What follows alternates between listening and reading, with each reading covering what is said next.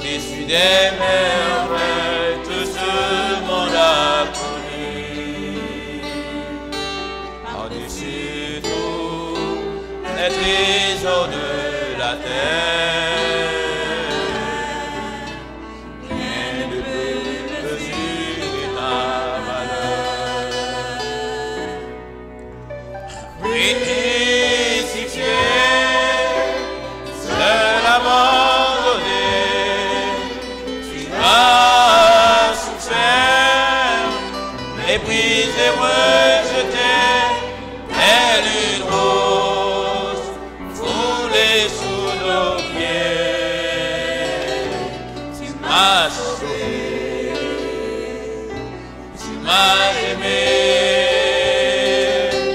Par-dessus tout crucifié, seul abandonné, tu as souffert, méprisé, rejeté, telle une rose, foulée sous nos pieds.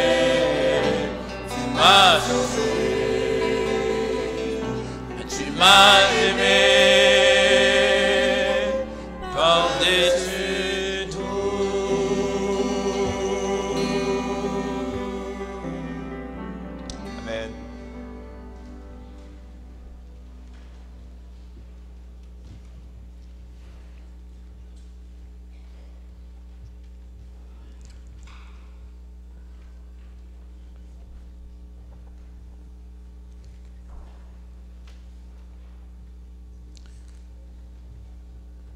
Mesdames, Messieurs, frères et sœurs, chers amis, bonsoir. Bonsoir, frères et sœurs. Nous sommes très contents et très heureux une fois de plus d'être ensemble. C'est un plaisir pour nous d'être avec vous ce soir. Nous sommes très contents et très heureux de voir frère Saint-Ville, sœur Marie-Renée. Très contents et très heureux de voir frère Larèche au fond avec nous. Très contents et très heureux de voir tous les amis qui sont avec nous régulièrement chaque soir. Et spécialement ceux qui sont venus ce soir pour la première fois. Je m'adressais d'abord aux amis, j'aime toujours dire qu'ils ne sont pas encore adventistes, des amis non adventistes. Est-ce qu'il y a un ami, un invité qui est venu ce soir pour la première fois? On n'a pas ce cas. Quelqu'un qui est venu pour la première fois. S'il y a un ami là qui est accompagné de... Oh oui, il y a quelqu'un qui est venu pour la première fois. Bravo. C'est bien. Bienvenue parmi nous, nous sommes contents de vous voir. Qu'il y a quelqu'un qui est accompagné d'un autre membre de sa famille. Vous êtes venu pour la première fois? Ah, je vous dois cette tragédie. Je vous dois cette tragédie. Hein? Je vous la donnerai après. Mais à celui qui est venu pour la première fois. C'est ça, c'est bien. C'est un plaisir.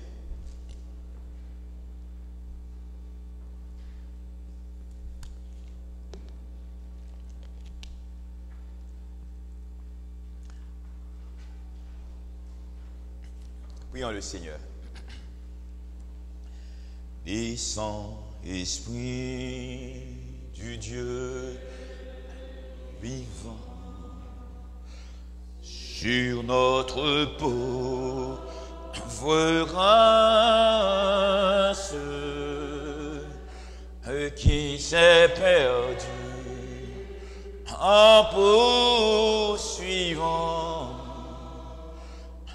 l'illusion qui passe.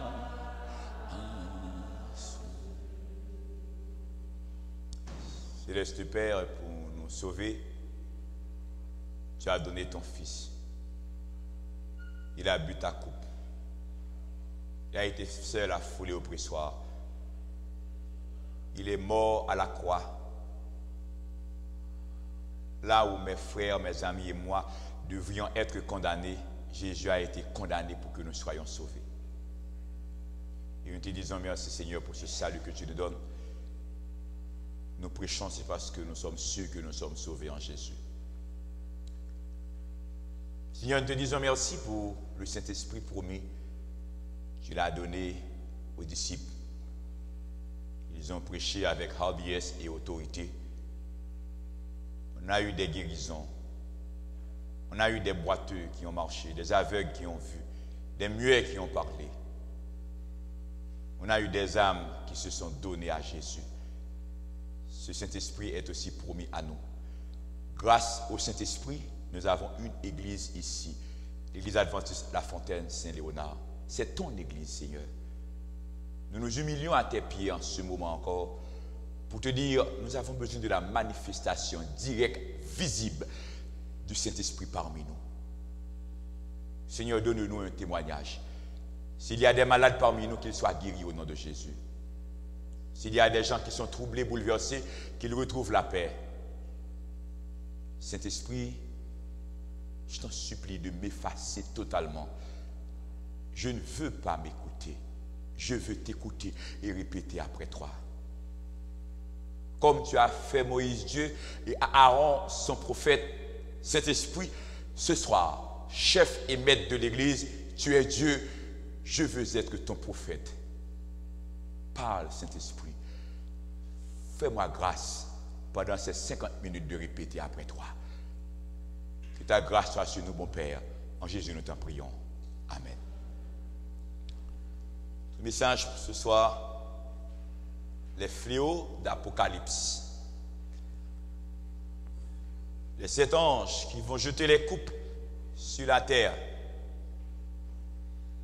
Avant de mourir dans le jardin de Gethsémani, dans sa prière avec ses disciples, tandis que les disciples dormaient.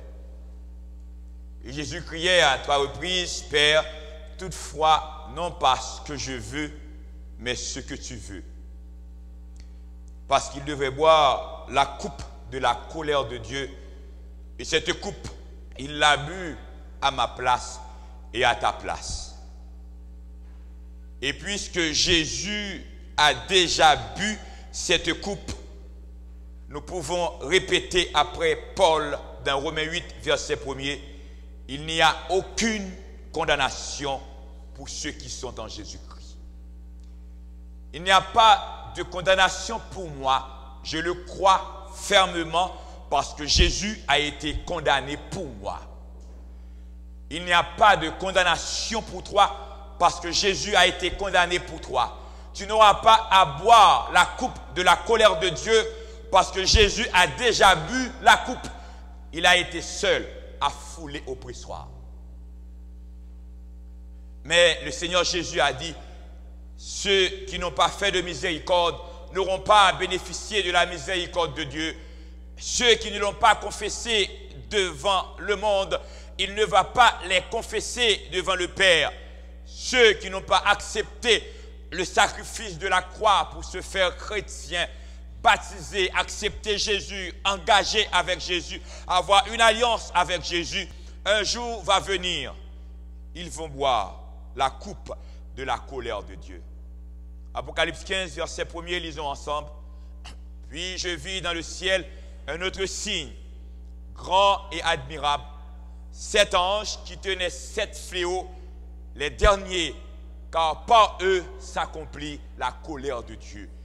Les anges ont en main 7 fléaux par ces anges. Par ces fléaux, la colère de Dieu va s'accomplir. Et Apocalypse 16, verset 1er, lisons ensemble, nous dit, et j'entendis une voix forte qui venait du temple et qui disait aux 7 anges, allez et versez sur la terre les 7 coupes de la colère de Dieu. La colère de Dieu fait peur. Dieu en colère. Mais la colère de Dieu aussi, j'aime toujours souligner, Ésaïe 27, verset 4, qu'il n'y a pas de colère en Dieu. Il n'y a pas de colère en Dieu pour les enfants de Dieu. Il n'y a pas de colère en Dieu pour les justes. Il n'y a pas de colère en Dieu ceux qui ont compris. Jésus a été frappé par Dieu, humilié, il a bu la coupe et puisque lui, il a bu cette coupe sur la croix, il ne peut y avoir de colère de Dieu pour ceux qui appartiennent à Jésus. Mais ceux qui n'appartiennent pas à Jésus, Jésus ne va pas laisser la terre livrée aux chacals. Dieu va prendre possession de cette terre qui appartient à Dieu. Et la terre appartient à Dieu, la planète Terre, planète dangereuse. Parce qu'il est dit dans Apocalypse 12, malheur à la terre et à la mer, car le diable est descendu vers vous.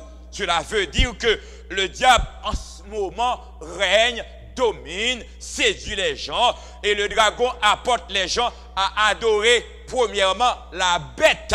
Cela veut dire la papauté comme nous l'avons vu. Le dragon apporte les gens à adorer encore la deuxième bête, le faux prophète, le protestantisme apostat aux États-Unis. Parce que dès qu'on dit qu'on rejette les commandements de Dieu, on ne peut pas être vrai serviteur de Dieu. Que ce soit moi, que ce soit vous ou un autre. Si je prêche là chaque soir, tout le monde est content et je désobéis aux commandements de Dieu, je suis faux prophète. Si je commets une faute quelconque, que je demande à Dieu de me pardonner dans l'immédiat et je me reprends. Mais après, si on abandonne les commandements de Dieu, on est faux prophète et la colère de Dieu va vous frapper. Cette colère a frappé Christ. Christ est mort pour le péché. Personne ne pouvait être sauvé avec le péché. D'ailleurs, l'ange annonce à Marie, vous appellerez l'enfant Jésus. C'est celui qui sauvera le monde du péché, mais pas dans le péché. On est sauvé du péché, mais pas dans le péché. Et si on reste dans le péché, la colère de Dieu va vous frapper. Isaïe 27, verset 4, lisons ensemble. Il n'y a pas en moi de colère. Et si je trouve à combattre des ronces et des épines, je marcherai contre elles, je les consumerai tous ensemble. C'est l'Éternel qui parle. Pas de colère en moi, mais les ronces et les épines.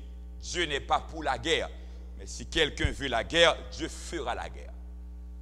Thessaloniciens 5, verset 9, lisons ensemble. Car Dieu ne nous a pas destinés à la colère, mais à quoi? À l'acquisition du salut par notre Seigneur Jésus-Christ. Notre destinée, ce n'est pas la colère. Nous ne sommes pas destinés à la colère.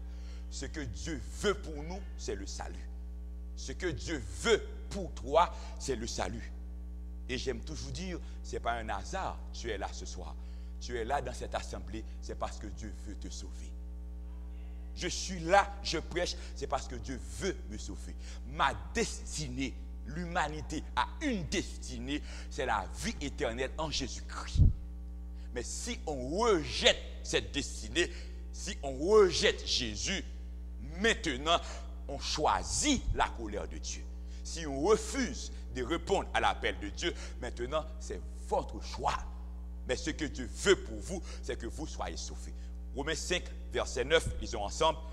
À plus forte raison, donc, maintenant que nous sommes justifiés par son sang, serons-nous sauvés par lui de la colère. Et puisque nous sommes justifiés par le sang de Jésus, il n'y a pas de colère pour vous. Et puisqu'il n'y a pas de colère pour vous, les fléaux qu'Apocalypse nous parle, ce sont les fléaux de quoi? Ce sont les fléaux de la colère de Dieu. Ce sont les coupes de la colère de Dieu. Et puisque vous êtes justifiés en Jésus, il n'y a pas de colère pour vous. Est-ce que les fléaux sont pour vous? Les fléaux ne sont pas pour vous. Parce que ceux qui sont justifiés en Jésus, il n'y a pas de colère pour eux. Mais il faut se rassurer qu'on est justifiés en Jésus. À plus forte raison, maintenant que nous sommes justifiés, nous sommes sauvés de la colère. La colère de Dieu. Dans un premier temps, ceux qui sont justifiés en Jésus, il n'y a pas de colère pour eux. Mais si Dieu trouve à combattre les ronces et les épines, il va les combattre. Ceux qui résistent à Dieu auront à faire face à la colère de Dieu. J'aime beaucoup l'évangile. Et l'évangile que j'aime, c'est un évangile qui transcende les clans, qui transcende les groupes, qui transcende les religions. L'évangile qui rencontre l'homme qui est sincère et qui veut servir Dieu de tout cœur selon sa parole, selon ses commandements.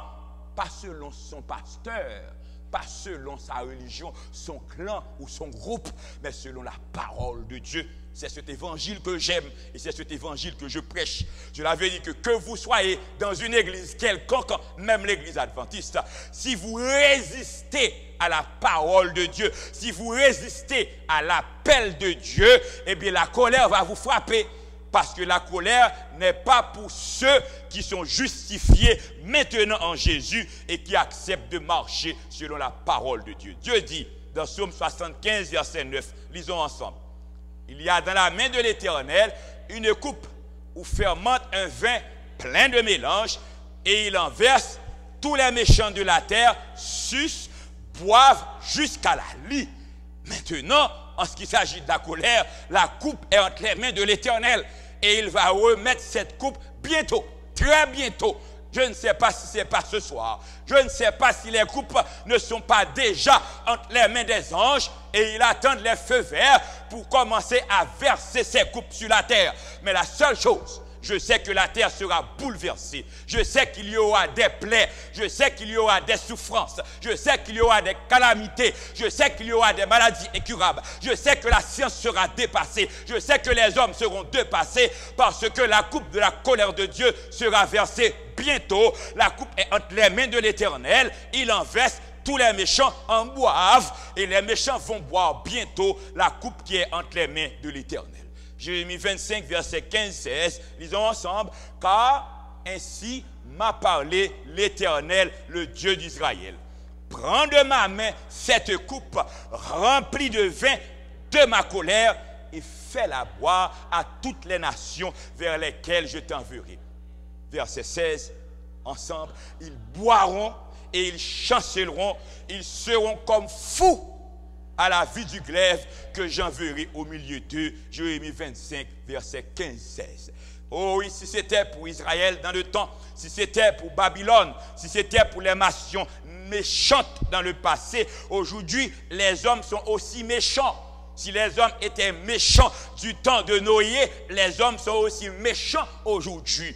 Si les hommes étaient méchants, impudiques, souillés, abominables du temps de Sodome et Gomorrhe, ils le sont encore aujourd'hui. C'est pourquoi la coupe de la colère de Dieu va être versée bientôt. Psaume 11, verset 5-6, l'Éternel sonde le juste. Il hait le méchant et celui qui se plaît à la violence. Oh oui, c'est un peu difficile de parler de la haine de Dieu.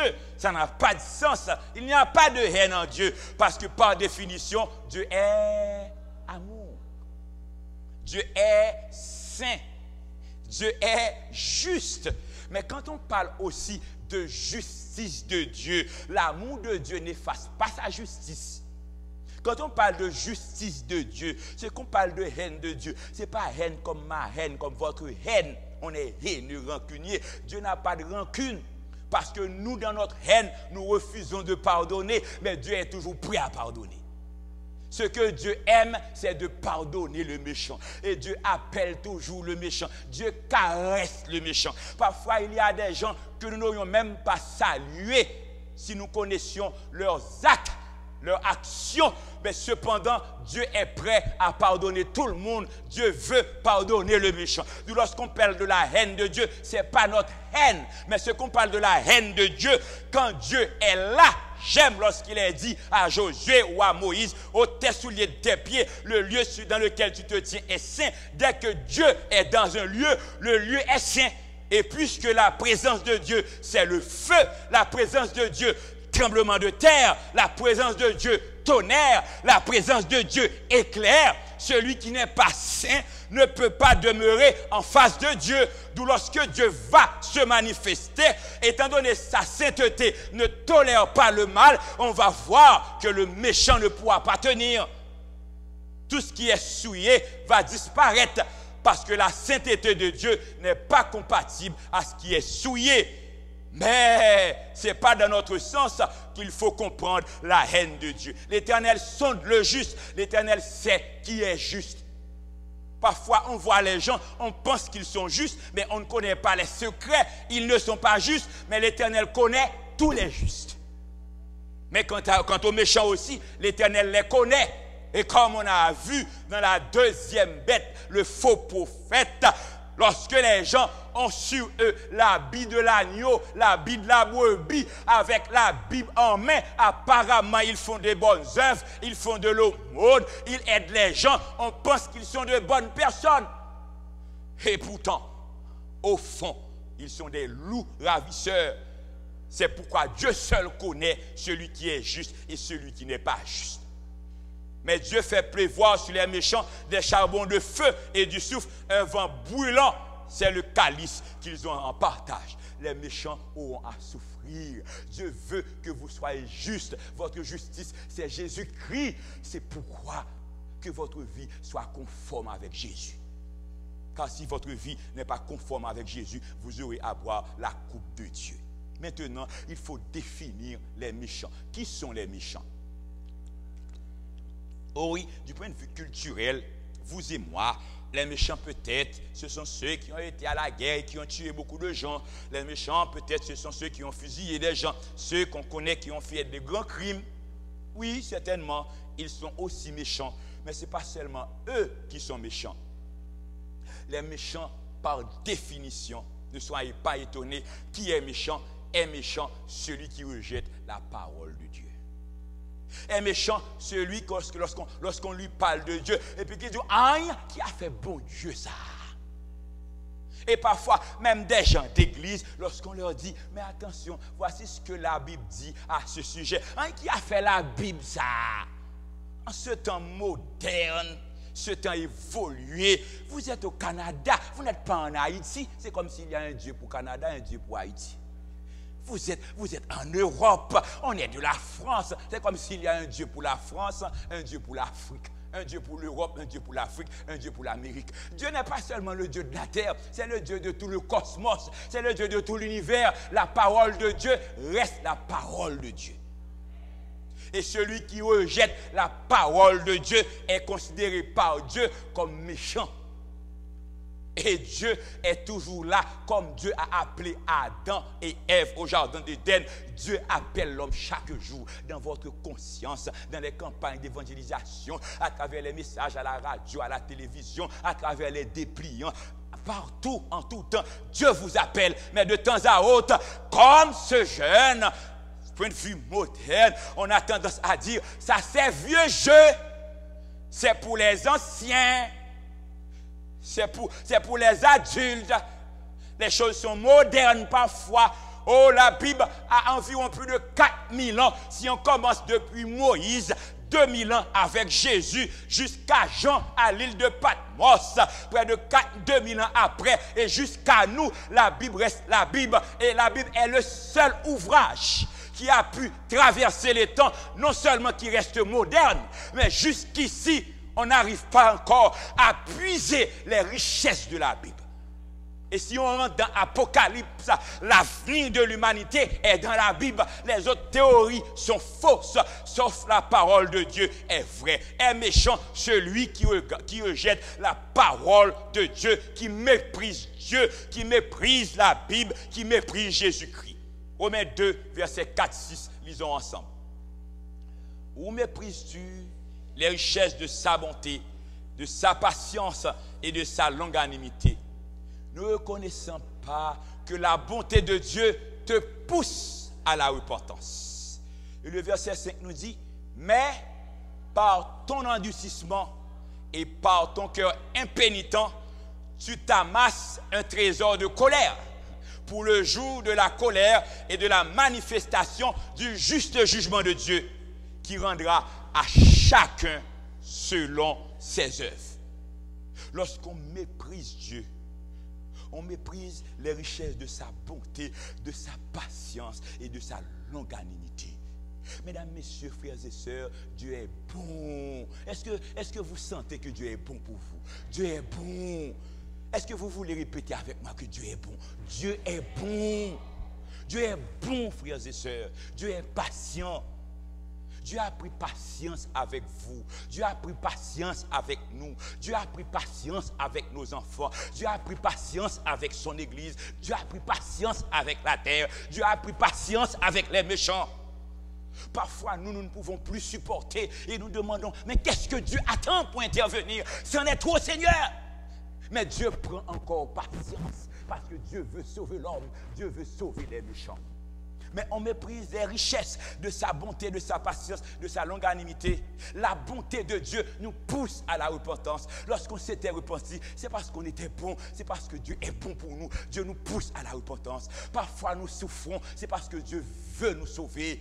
Parfois nous demandons des choses à Dieu et Dieu ne nous répond pas. C'est parce que Dieu sait ce que nous demandons va nous faire souffrir. Dieu est bon, Dieu nous donne toujours ce qui est bon. Sa bonté nous pousse à la repentance, sa bonté nous sauve. Et pourtant, nous persistons à mépriser Dieu, à insister dans le mal, à persévérer dans le mal. Alors c'est pourquoi il est dit, par ton endurcissement, c'est toi qui t'es endurci, ce n'est pas Dieu qui t'a endurci, par ton endurcissement et par ton cœur impénitent. Maintenant, c'est toi qui amasses un trésor de colère pour le jour de la colère. Cela veut dire que lorsque les coupes vont tomber, ce n'est pas Dieu qui va te détruire, c'est toi qui vas te détruire. Car Dieu est juste dans son jugement. Alors ceux qui ont souffert pour Dieu, ceux qui se sont sacrifiés pour Dieu, ceux qui ont accepté le sacrifice de la croix, c'est normal à ce qu'ils sont sauvés.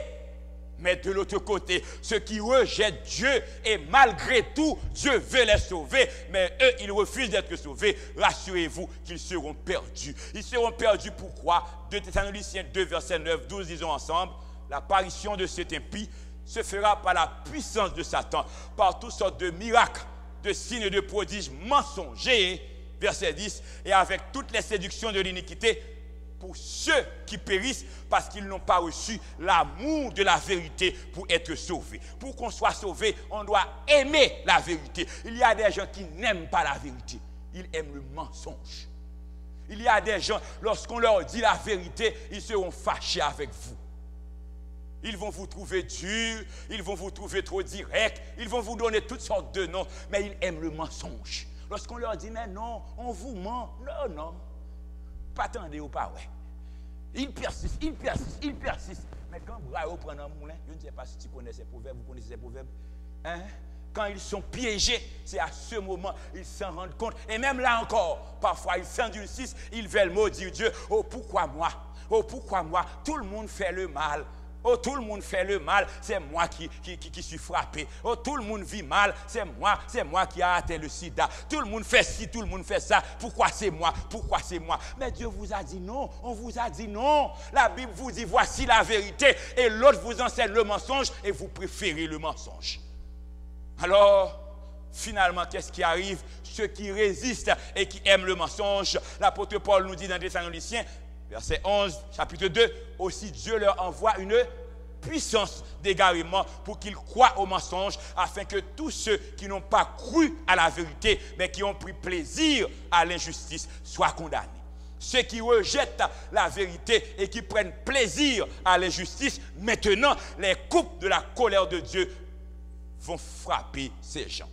Mais lorsque les coupes vont frapper, Dieu va protéger les justes. Les justes sont toujours protégés. Et n'oubliez jamais, mesdames, messieurs, frères et sœurs bien-aimés, quel que soit le tableau, quelles que soient les tribulations, quelles que soient les difficultés de la vie, l'enfant de Dieu est toujours protégé. Dieu protège ses enfants. Ça arrive qu'on souffre aussi comme les autres parce que nous sommes aussi des pécheurs. Dieu nous a justifiés, Dieu nous a pardonnés, mais l'enfant de Dieu est protégé. Protégé dans la rue, protégé dans la maison, protégé au travail, protégé partout. L'enfant de Dieu est protégé. C'est pourquoi tu as intérêt à te faire enfant de Dieu, parce que l'enfant de Dieu est protégé. J'aime l'expérience d'Israël en Égypte et à travers les fléaux d'Apocalypse, on va faire la différence. Pendant les plaies d'Égypte, les enfants d'Israël ont été frappés par 3 plaies dans les 10 plaies. Mais pour les 7 autres plaies, ils n'ont pas été frappés. Dieu les avait protégés.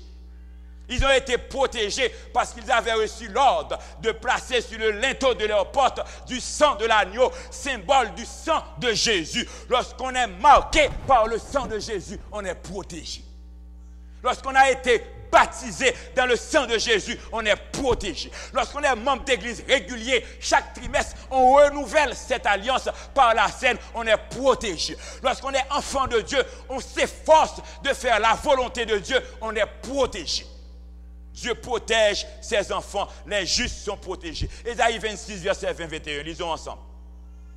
Va, mon peuple, entre dans ta chambre et ferme la porte derrière toi. Cache-toi pour quelques instants jusqu'à ce que la colère soit passée. Quant au peuple de Dieu, Dieu dit à son peuple de rentrer dans sa chambre. Tandis que d'autres vont pleurer, mais le peuple de Dieu est protégé. Cache-toi jusqu'à ce que la colère soit passée. D'un côté, certains souffrent, mais de l'autre côté, d'autres doivent louer Dieu parce que Dieu les protège. Toujours Ésaïe 26, verset 21. Car voici, l'Éternel sort de sa demeure pour punir les crimes des habitants de la terre, et la terre mettra le sang à nu, elle ne couvrira plus les meurtres. La terre sera punie, la méchanceté des hommes sera punie parce que Dieu est juste. Psaume 91, versets 5, 7 et 9. Quand il y aura plaie, quand il y aura fléau, quand la terre sera frappée, mais Dieu dit dans Psaume 91, verset 5, tu ne craindras ni les terreurs de la nuit, ni la flèche qui vole le jour. Verset 7, que 1000 tombent à ton côté et 10 000 à ta droite, tu ne seras pas atteint. Pourquoi? Parce que Dieu protège ses enfants. Dieu protège ses enfants contre les visibles et les invisibles. Dieu protège ses enfants contre les forces du mal. Dieu protège ses enfants contre les méchants de ce monde aussi. Oh, je me souviens un jour, je ne sais pas quelle année exactement, 94, 91, je devais entrer à Port-au-Prince. C'était la veille du départ du président Aristide. Et en ce moment, on tirait les gens dans la rue. Je devais aller à l'aéroport. Un de mes cousins rentrait en Haïti ce jour-là. Je passais, pour ceux qui connaissent bien Haïti, et par Bicentenaire, et arrivé au niveau de la douane de Port-au-Prince, là, la Saline, c'est une zone dangereuse. Et tandis que quelqu'un conduisait pour moi, c'était Montero, et j'ai vu un groupe de 7 jeunes environ, en moyenne 7 à 10 jeunes, et ils sont tous armés. Les âmes, petit monsieur, 9. C'est pas certains disent c'est Kadhafi, moi je ne connais pas les âmes. Et ils courent vers la voiture et on est arrêté. Moi je pensais que définitivement on va perdre la voiture parce qu'en ce moment-là, on prenait les voitures des gens et on allait commettre des mauvais actes, etc. Et je dis à ces gars, je dis Seigneur, fais-moi grâce de parler avec eux. Ils arrivent, ils disent, descends. Avec tout mon calme, j'ai dit, monsieur n'a pas défendu 5 ans. Et ils sont devenus doux. Et ils m'ont dit, patron, bon cop pour m'acheter cartouche. Patron, bon cop pour m'acheter de l'eau. Et puis ce sont ces mêmes gars qui non seulement nous laissent partir, et qui nous ont même protégés. Et moi, ce n'est pas que je suis plus intelligent que les autres. Ce n'est pas que j'étais sage en ce moment. Ce n'est pas que ces gars étaient bons en ma faveur, parce qu'en cette période, on tuait beaucoup de gens à Port-au-Prince. Mais je crois que mon Dieu me protège. Quelles que soient les circonstances de la vie, Dieu protège ses enfants. Et c'est pourquoi je crois profondément, l'enfant de Dieu, restez dans votre ligne. Mais même lorsqu'on tire les gens au dehors, Dieu vous protège. Même lorsqu'il y a inondation, Dieu vous protège. Si c'est la volonté de Dieu, on meurt, on meurt. Et parfois, c'est préférable de mourir au lieu de vivre. Lorsque c'est la volonté de Dieu, et Dieu dit que ton jour arrive, dites de préférence béni soit l'Éternel. Dieu protège ses enfants. Et je crois encore aujourd'hui, nous sommes protégés. Les enfants de Dieu sont protégés contre ci et contre ça. Que 1000 tombent à ton côté et 10 000 à droite, tu ne seras pas atteint. Oh, je connais des gens qui disent, oh, ce monsieur, il a une force, l'église qui est extraordinaire. Mais ce n'est pas l'église qui a la force, c'est la puissance de l'Éternel qui couvre ses enfants. Si on peut courir avec les autres, on ne peut pas courir avec vous. Dans le travail, dans la rue, dans la course de la vie, l'enfant de Dieu qui est fidèle est protégé. protéger contre les hommes, protéger contre les mauvais esprits. Et même lorsqu'il s'agira de la colère de Dieu, l'enfant de Dieu est protégé. Pourquoi? Car tu es mon refuge, ô Éternel, tu fais du Très-Haut ta retraite. Exode 8, verset 18, lisons ensemble. Mais en ce jour-là, je distinguerai le pays de Goshen où habite mon peuple. Et là, il n'y aura point de mouche, afin que tu saches que moi, l'Éternel, je suis au milieu de ce pays. Lorsqu'il y avait cette troisième plaie, c'est-à-dire mouche, les mouches vont frapper l'Égypte, mais à Goshen, il n'y aura pas de mouche. Pourquoi? Parce que Dieu dit, il est au milieu de son peuple et on saura que Dieu est avec son peuple. Et les autres doivent savoir que Dieu est avec nous. C'est pourquoi le chrétien doit se comporter convenablement lorsque les autres essaient de frapper. Ils ne pourront pas vous frapper et ils sauront que votre Dieu est avec vous. En ce moment, ils vont respecter votre Dieu. Ils vont vous respecter. Aujourd'hui, on a très peu de respect. C'est pourquoi on doit se réveiller, on doit connaître cette réforme parce que Dieu veut nous protéger. Les fléaux d'Apocalypse égale plaie d'Égypte. Les mêmes événements qui ont eu lieu lorsqu'Israël devait laisser l'Égypte, on aura encore ces mêmes événements lorsque les enfants de Dieu doivent laisser la terre pour aller au ciel.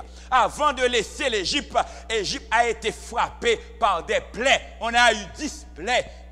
3 premières plaies pour Israël et Égypte. Mais cependant, les 7 dernières plaies, Israël n'était pas concerné. Israël n'était pas frappé. Et on aura encore 7 plaies dans Apocalypse. Et les enfants de Dieu ne seront pas frappés par la colère de Dieu. Première plaie, ulcère malin. Ulcère malin, c'est plaie, pustule. Les gens seront frappés. Ils auront des plaies sur le corps, au visage, dans le ventre, dans le dos, etc. Apocalypse 16, verset 2, lisons ensemble. Le premier, Allah, il versa sa coupe sur la terre et un ulcère malin et douloureux frappa les hommes qui avaient la marque de la bête et qui adoraient son image. Apocalypse 16, verset 2. Qui seront frappés? Ceux qui avaient la marque de la bête. Donc, si on n'est pas dans la bête, si on accepte les commandements de Dieu, si on ne suit pas l'image de la bête, si on ne rejette pas les commandements de Dieu, 1 ou 2 commandements qui ont été changés par la bête, si on n'a pas l'image de la bête, lorsqu'il y aura ulcère, vous ne serez pas frappé d'ulcère. Parce que quels sont ceux qui seront frappés d'ulcère? Ce sont ceux qui ont la marque de la bête et qui adoraient son image.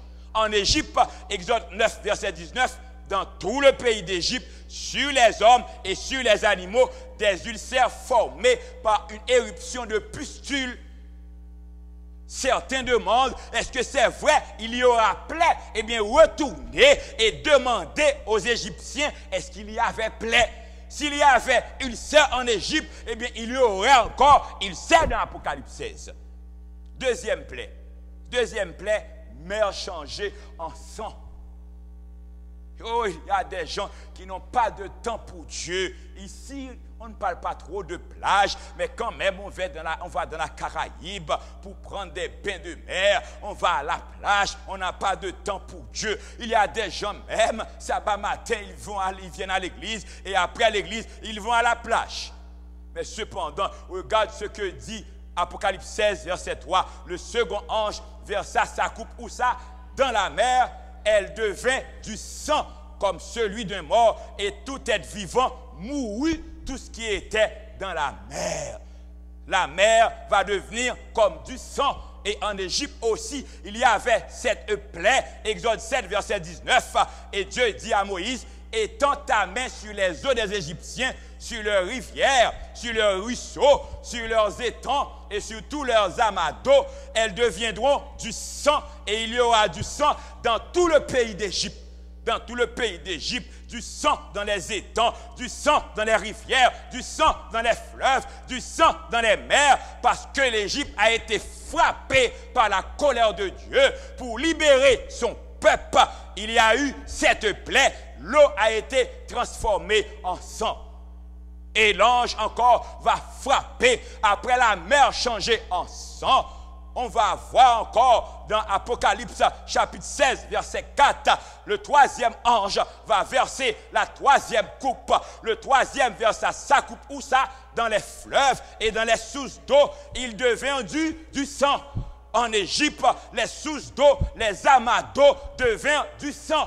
On a besoin de l'eau pour se baigner, pas d'eau, l'eau devient du sang. On a besoin de l'eau pour boire, pas d'eau, l'eau devient du sang. On a besoin de l'eau pour les lessives, pas d'eau, l'eau devient du sang. Et aller en Égypte, on va demander aux Égyptiens, avant le départ d'Israël, est-ce qu'il y avait vraiment du sang dans les rivières, du sang dans les étangs, du sang dans la mer, du sang dans les fleuves, du sang dans les sources. C'est ce qui a été fait en Égypte, c'est ce qui se fera. Et Dieu l'avait fait en Égypte parce qu'il a voulu libérer son peuple. Le peuple de Dieu sera libéré. Et avant cette grande liberté, il y aura des fléaux, les méchants seront frappés. On a déjà lu Exode 7, verset 19, et elles deviendront du sang. Il y aura du sang dans tout le pays d'Égypte, dans les vases de bois et dans les vases de pierre. Si on va prendre de l'eau dans un robinet, au lieu de l'eau, on va trouver du sang.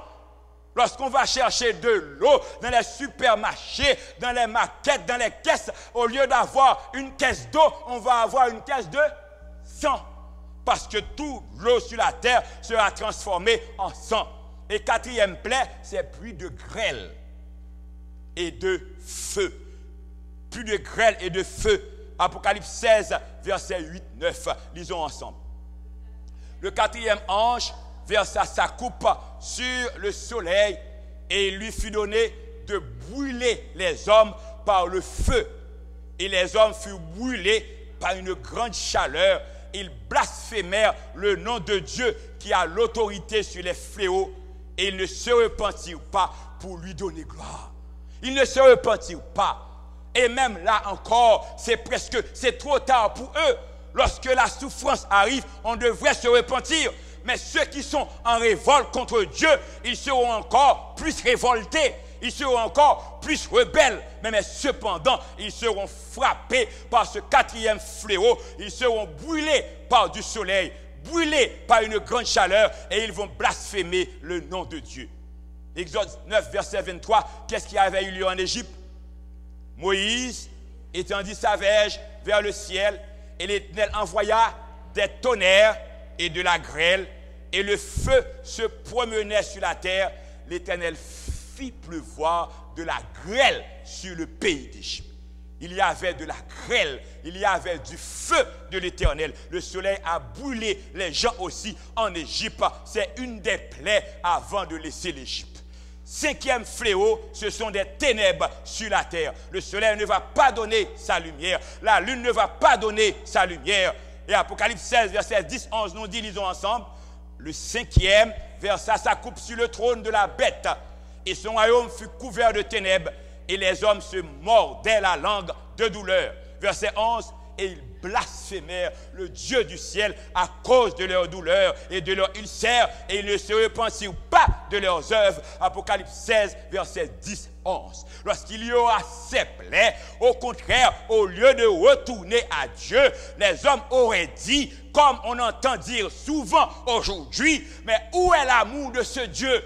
Si ce Dieu aime tant, pourquoi les hommes souffrent tant? Mais on a oublié que dans la bonté de Dieu, il a pris beaucoup de patience avec l'homme jusqu'à arriver au jour de sa colère. Et quand le jour de la colère de Dieu arrive, personne ne pourra subsister. Les hommes seront frappés par les plaies, les hommes seront frappés par les ulcères, les hommes seront frappés, la mer changée en sang, les hommes seront frappés, l'eau changée en sang, les hommes seront frappés par la pluie de grêle, du feu les brûlait, les hommes seront frappés par les ténèbres. Et il y avait ténèbres aussi en Égypte. Mais j'aime beaucoup ces ténèbres en Égypte. Lisons ensemble Exode 10, verset 23. Qu'est-ce qui est dit? Moïse étendit sa main vers le ciel. Et il y eut d'épaisses ténèbres dans tout le pays d'Égypte pendant 3 jours. Verset 23. On ne se voyait pas les uns les autres. Et personne ne se leva de sa place pendant 3 jours. Il faut comprendre ces ténèbres. Ce n'est pas lorsqu'il fait noir pendant la nuit, on ne se voyait pas. Pendant 3 jours en Égypte. Mais le verset 23 continue. Mais il y avait de la lumière dans les lieux où habitaient tous les enfants d'Israël. Amen. Exode 10, verset 23.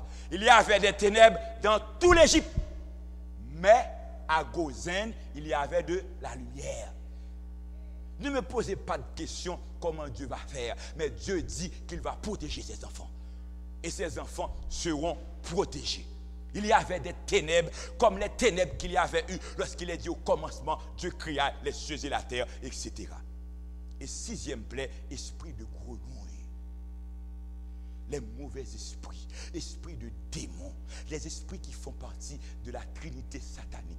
Et lorsque le 6e ange versa sa coupe sur le grand fleuve, l'Euphrate et son eau tarit, afin que le chemin des rois venant de l'Orient fût préparé. Ça, c'est un autre sujet, le roi d'Orient. Et le verset 13 nous dit, et je vis sortir de la bouche du dragon. Nous savons qui est le dragon. De la bouche de la bête. C'est le 2e personnage de la trinité satanique. De la bouche des faux prophètes. Nous connaissons qui sont faux prophètes. 3 esprits semblables à des grenouilles. Et ces esprits pensent qu'ils vont sur toute la terre pour faire des miracles, pour chasser les gens, pour séduire les gens. Mais heureusement, les enfants de Dieu ne peuvent pas se laisser séduire parce que non seulement Dieu va les protéger, mais ils savent très bien à la loi et au témoignage, si on ne parle pas ainsi, il n'y a point d'aurore pour le peuple.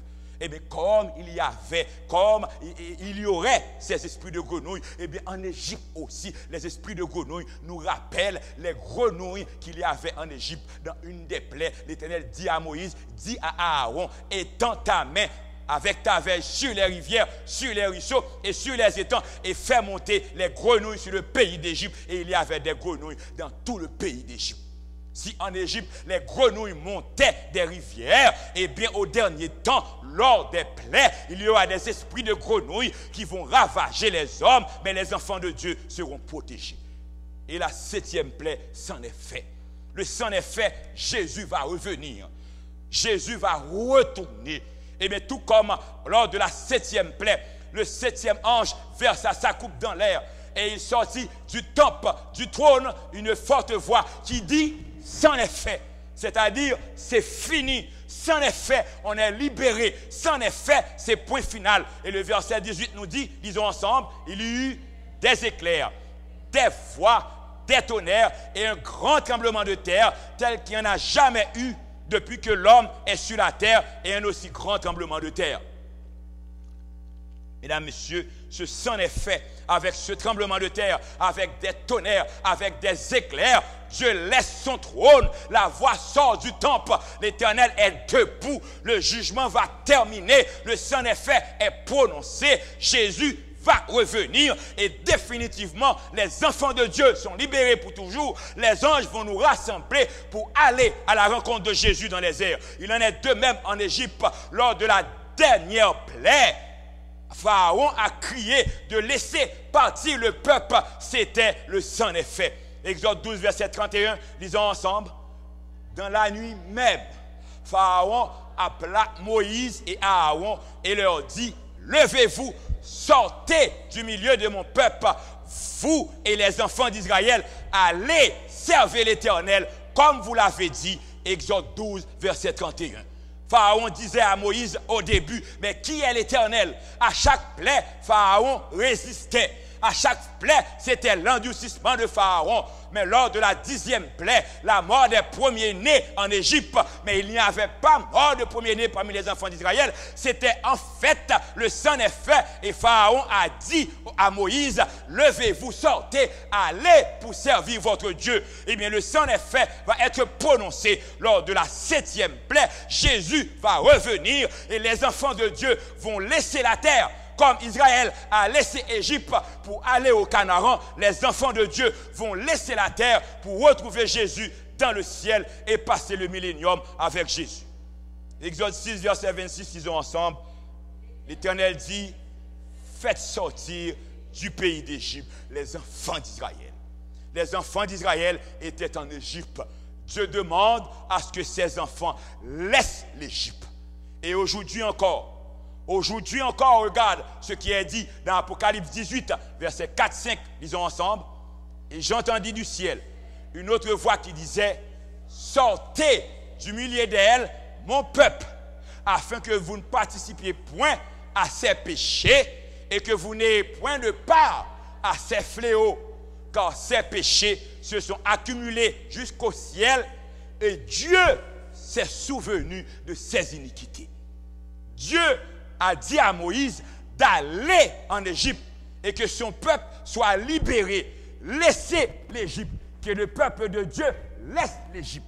Et Dieu dit encore aujourd'hui dans Apocalypse de laisser Babylone, de laisser la confusion, de laisser la bête, de laisser la désobéissance, de laisser l'infidélité, de laisser la confusion.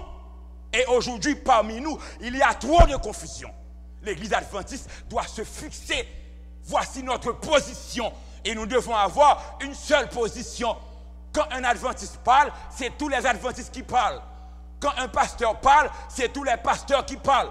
Et un pasteur doit parler selon la parole de Dieu. Un prédicateur doit parler selon la parole de Dieu. Sortez du milieu d'elle, sortez de la confusion, sortez de l'abomination, sortez de la prostitution, sortez de l'impudicité, sortez de l'infidélité, sortez de la désobéissance, parce que dès qu'il y a désobéissance, dès qu'il y a infidélité, dès qu'il y a confusion, c'est Babylone. Et si on reste dans Babylone, si on reste dans l'Égypte, on va être frappé par les fléaux, car il est dit, sortez du milieu d'elle, mon peuple, que le peuple de Dieu laisse l'Égypte, que le peuple de Dieu aujourd'hui laisse Babylone, que les enfants de Dieu qui sont sincères partout, dans tous les groupes, dans tous les sectes, dans toutes les religions, laissent Babylone et prennent la décision d'obéir à Dieu.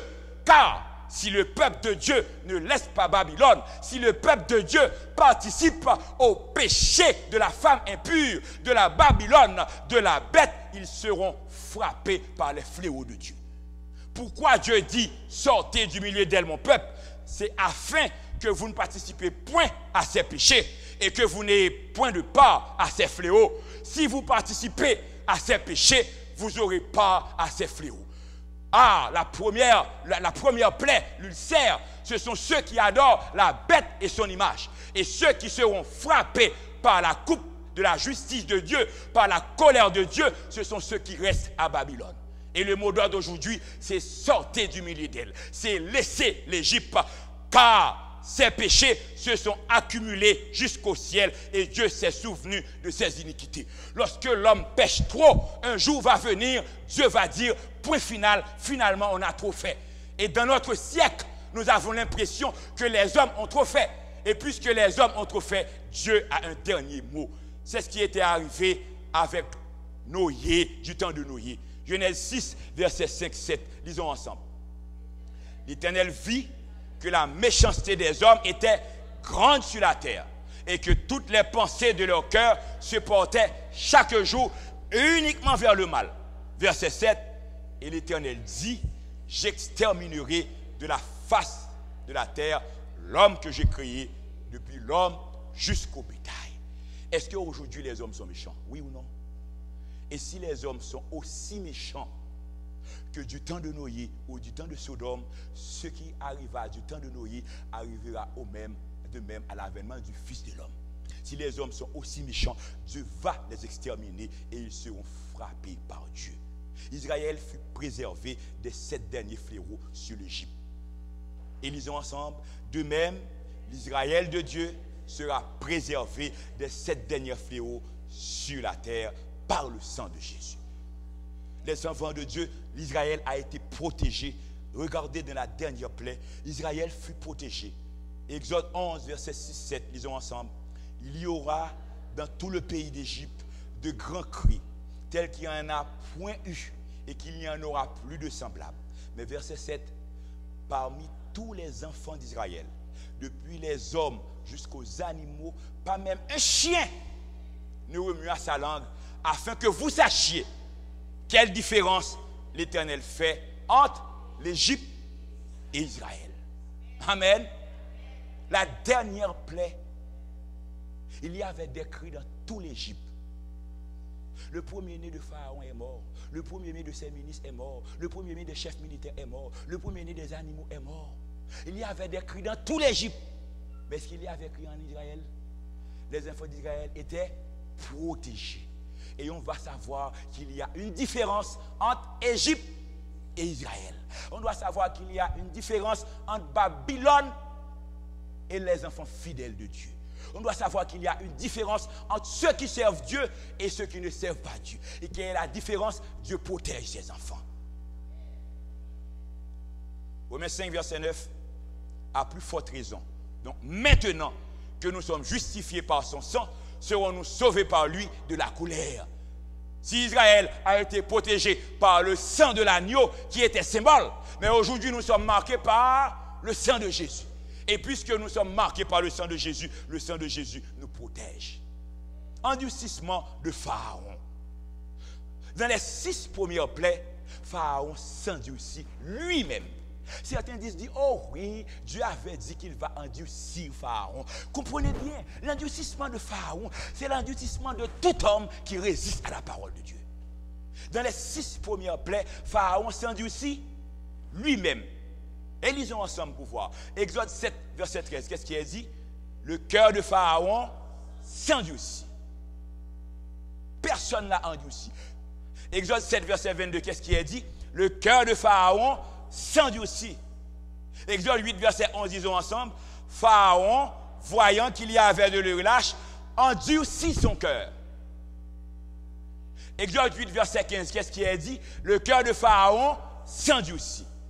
Exode 8, verset 28. Mais Pharaon, cette fois encore, endurcit son cœur. À chaque fois que la plaie passe, Pharaon s'endurcit. Exode 9, verset 7, qu'est-ce qui est dit? Mais le cœur de Pharaon s'endurcit.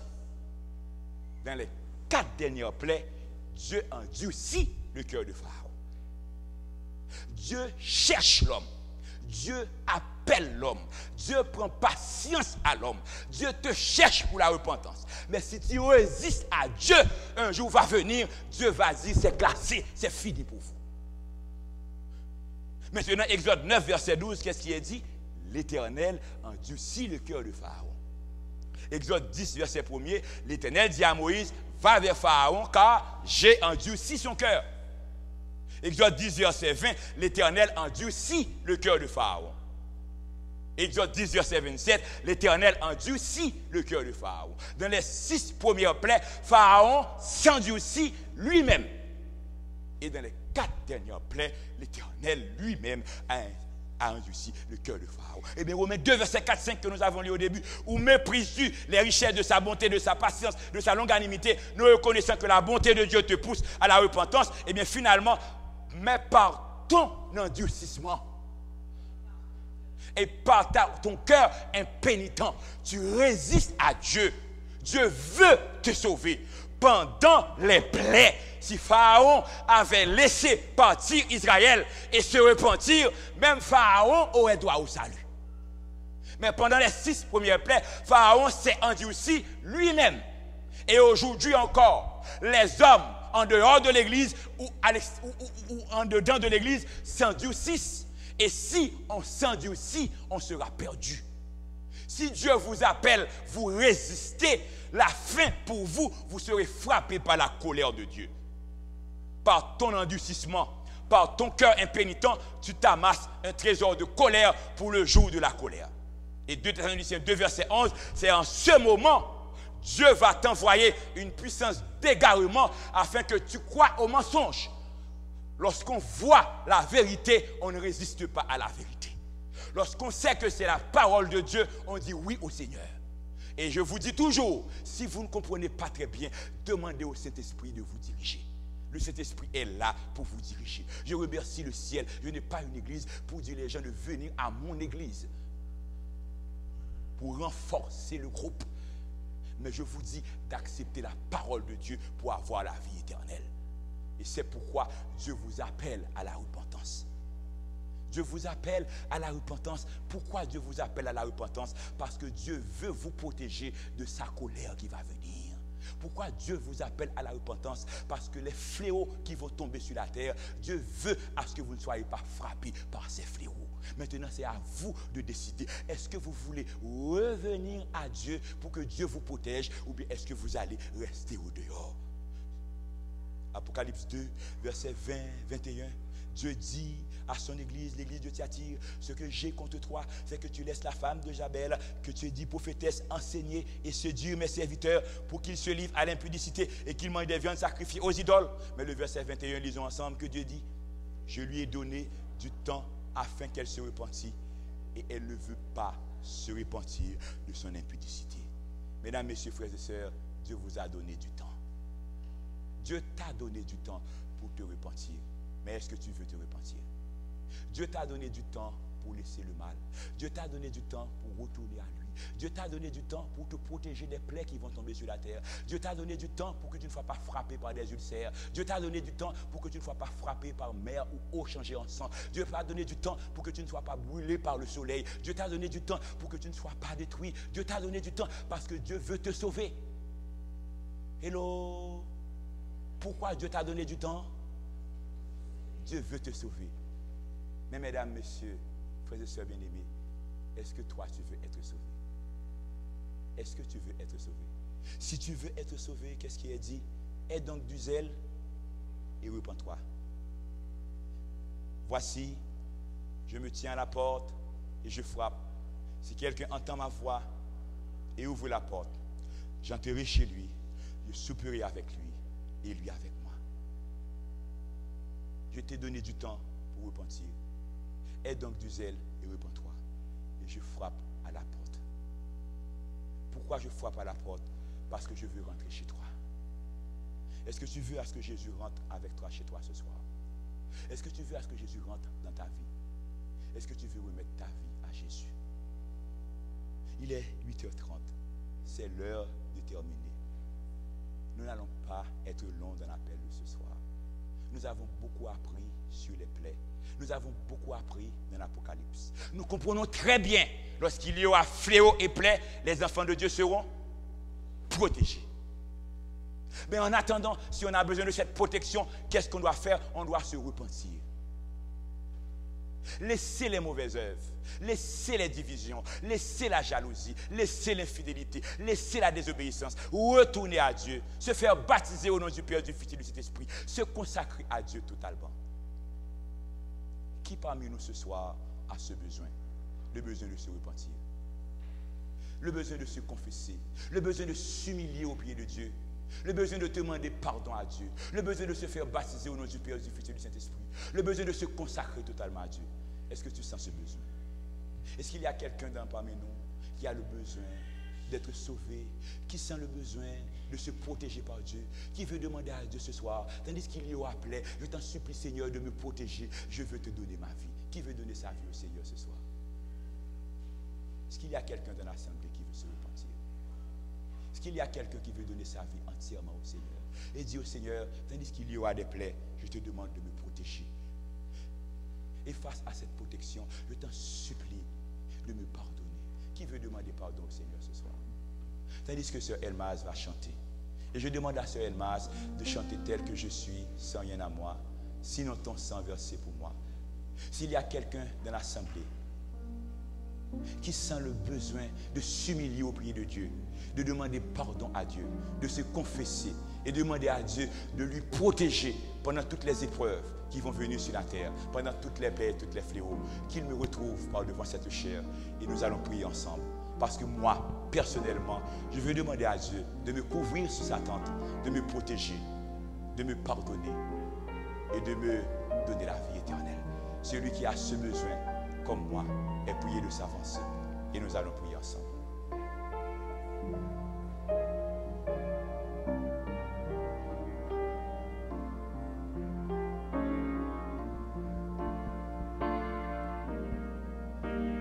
Tel que je suis, sans rien à moi, sinon ton sang versé pour moi et ta voix qui m'appelle à toi.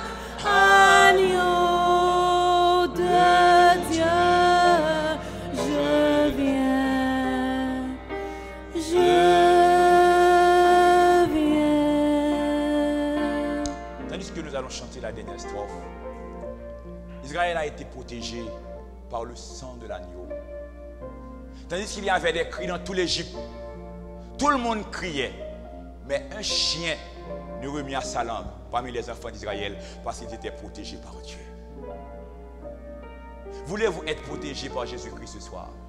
Voulez-vous être marqué par le sang de Jésus? Tandis que vous voulez être marqué, dans la mesure où vous sentez dans votre vie, il y a encore des zones d'ombre. Dans la mesure où vous sentez aujourd'hui, vous avez encore besoin du pardon de Dieu.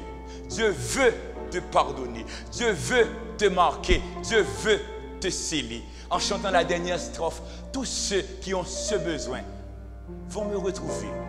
Comme Élie a dit, approchez-vous de moi et ensemble, nous allons prier le Seigneur. Le Seigneur va nous pardonner. Le Seigneur va nous marquer. Le Seigneur va nous sceller. Et désormais, coupe ou pas, plaie ou pas, fléau ou pas, nous sommes protégés et nous sommes scellés pour la vie éternelle. Si vous sentez ce besoin, vous allez venir à nous. Si vous ne sentez pas aussi le besoin, ne vous forcez pas. Mais si l'Esprit vous touche, répondez à l'appel de l'Esprit. La dernière strophe, tel que je suis.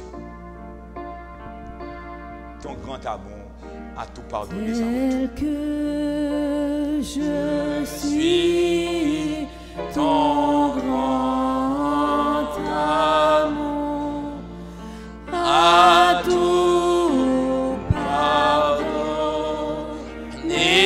sans retour. Je veux être à toi dès ce jour, agneau de Dieu. Je viens.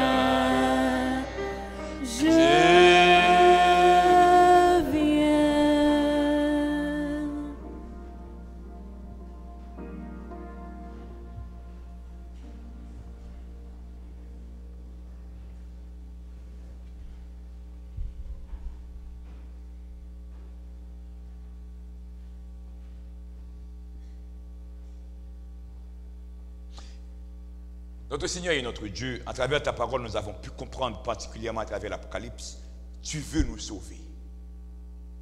Et parfois, le malheur arrive dans la vie, c'est parce que Dieu nous cherche et Dieu veut nous sauver. Tu as dit à Thyatire, je vais te frapper, te placer sur un lit de tribulation. Je te donne du temps pour te repentir. Mais tu as refusé. Seigneur, nous te disons merci pour ta patience. Tu as appris beaucoup de patience avec la terre.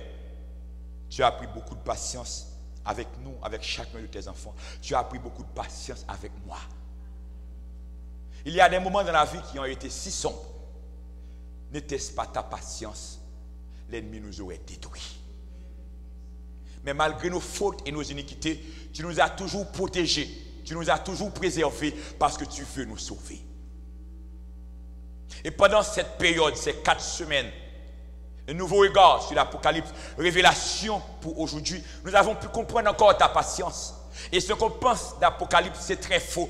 Apocalypse veut dire que tu veux nous sauver, tu nous donnes encore du temps pour nous repentir. Seigneur, ce soir, je te demande pardon. Je veux te demander pardon pour nos amis qui ont écouté ta voix et qui ont senti le besoin de se donner à toi. Seigneur, qu'ils puissent bénéficier de ta grâce, de ne pas résister à toi. Parce que si l'homme résiste à l'Éternel, bientôt il sera frappé par l'esprit d'égarement. S'il s'endurcit, à l'avenir, Dieu va l'endurcir. Nous ne voulons pas être piégés comme Pharaon. Nous voulons nous humilier à tes pieds et nous donner à toi. Ceux qui ont signé leur carte, ceux qui croient qu'ils ont le salut en Jésus et qui acceptent les commandements de Dieu et qui savent, ce n'est pas celui qui dit Seigneur, Seigneur qui sera sauvé, c'est celui qui fait la volonté de Dieu, qu'il soit scellé ce soir et qu'il soit baptisé bientôt au nom du Père, du Fils et du Saint-Esprit. Seigneur, tous nous avons besoin de salut.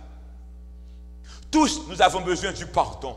Tous nous avons besoin d'être marqués par le sang de Jésus. Seigneur, le fait que nous soyons membres d'église, c'est très bien. Et nous te disons merci du fait que tu nous as placés dans cette église. Mais ce soir, nous te demandons beaucoup plus que nous soyons scellés et protégés par notre Dieu. Seigneur, nous ne savons pas quand exactement les plaies vont commencer. Nous ne savons pas quand exactement les coupes vont tomber sur la terre. Est-ce que les coupes ne commencent pas encore à tomber? Nous ne savons pas.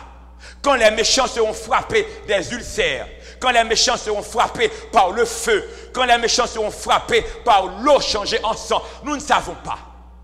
Mais ce que nous voulons te demander ce soir, que tes enfants soient marqués, que tes enfants soient marqués par le sang de Jésus, et quand il y a fléau, que nous ne soyons pas frappés comme les autres.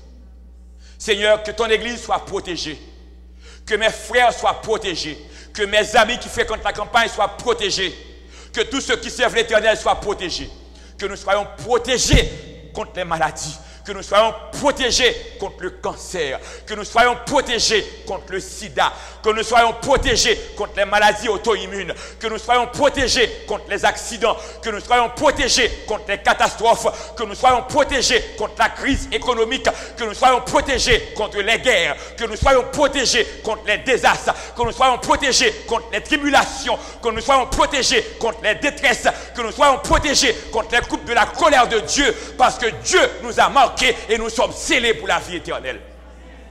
Seigneur, que ton église soit protégée.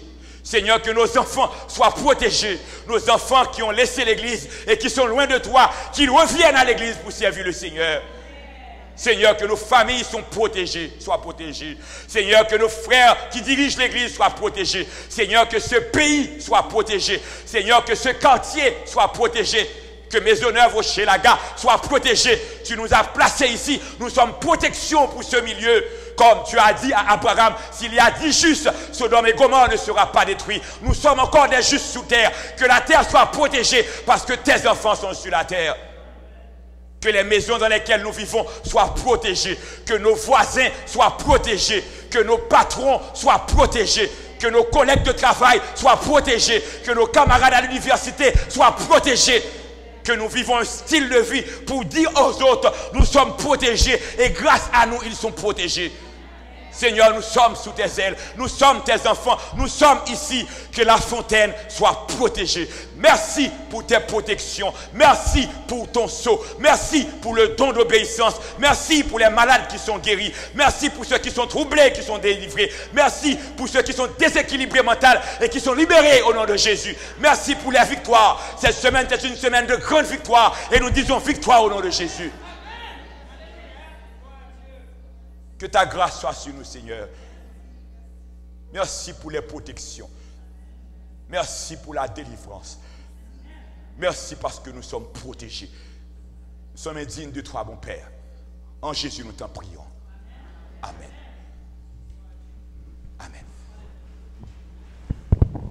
Mesdames, Messieurs, frères et sœurs, bonne soirée, bonne rentrée à la maison. Le Seigneur vous bénisse. Mardi soir, demain soir, nous aurons congé. On s'est reposé un peu. Mardi soir, Armageddon.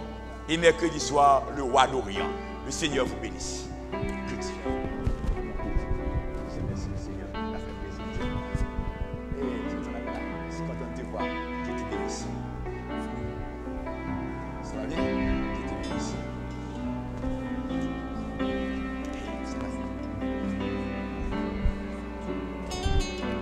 Pour décider.